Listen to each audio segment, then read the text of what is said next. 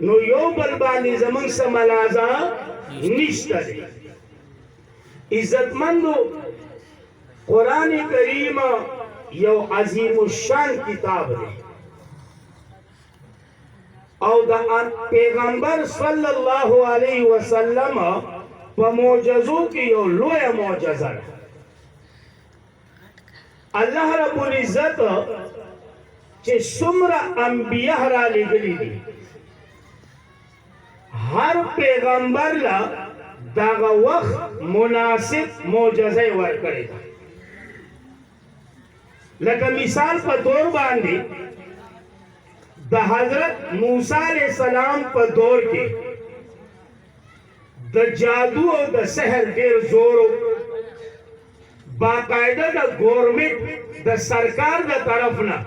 دا حکم چې د کور نه یو تن جادوګر پکار باقاعده اور یقینا هغه دور داسي چې بس خلقو دغه وحی او د جادو په مابین کې فرق ختم کړو. نو الله رب العزت په هغه دور کې موسی علیہ السلام باندې هغه معجزات ظاهر کړو چې کوم د جادو د باطل والی د ناحق والی او د ناکر والی هغه سرګن دغه شان کې د عیسی علیہ السلام په دور کې د طب ډیره چرچا وه. من پښتانه ورته حکیمی دوايي وي. څوک بیماری الکه څه علاج بیا او ډاکټري علاج روان دی. نو دا ډاکټري علاج من انګریزي هغه علاج دی ایلوپیتیک چې کوم دی چې دا نه نو موږ الکه هومیوپیتیک علاج روان دی او کدا نه نو موږ الکه حکیمی دوايي شروع کړی دا حکیم نه خو علاج جاری دی. نو دغه د حکیمی خبره نه ده دې ته وایي طب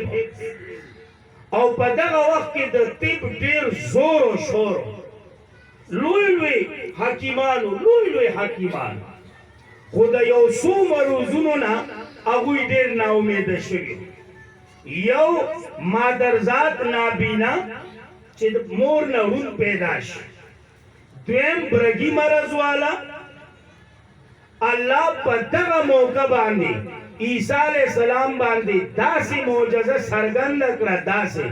چې هغه مادرزاد نابینا چې عیسی علیہ السلام به دعا وکړه او په سترګو بوله لاس راکړه نو الله به هغه بینا کړه. تفسیری خازن طرف ته نه ځما چې په یو وخت کې 50 هزار خازن خو خزانه ده کنه هغه طرف ته نه ځما هغه د درس خبرې دي. عیسی علیہ السلام به دعا وکړه شرط بداو ایمان راوړي دعا کوم ایمان به راوړ دعا به وکړه پسترګو بوله لاس راکړه الله به نابینا بینا صحیح نه جی دغه شانتي برګي مرض والا هغه ته به هم دا خبره وکړه او بیا دعا به وکړه او په برګي مرض باندې لاس به ولاخ کا الله به برابر. بیا د علماو د تفاسیر خبر یو طرف ته چې برګي مرض په دوه قسمه دی پلان کې دی هغه اوس په دې وخت کې نه دی پتا. زه خپل موضوع طرف ته ځان نږدې کول غواړم. نو یا ساته الله په معجزې داسې څرګند کړي دا هغه وخت مناسب د محمد عربي صلی الله علیه وسلم په دور کې د ادب ډیره چرچا ډیره سخت لوی شاعران لوی ادیبان هغوی به چې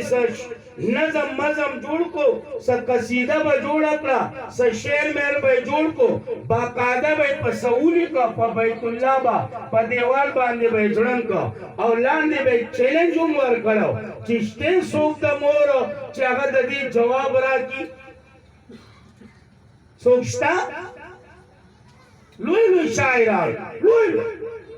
زمونږ د هم شاعران دي पने कई दरा वाउड हाँ पर रुपए 12 खर्ची की मिलावी की पर रुपए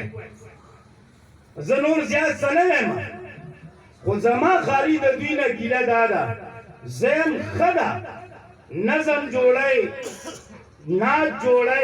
हमद द बारी ताला जोड़े तेरा खदा तेरा खबर अदा खुद दावेमा چې د خوده پنامه ته سوال کوما چې د سندرو او د غانو پتر سیمه جوړاو زما ستانه ګیله ده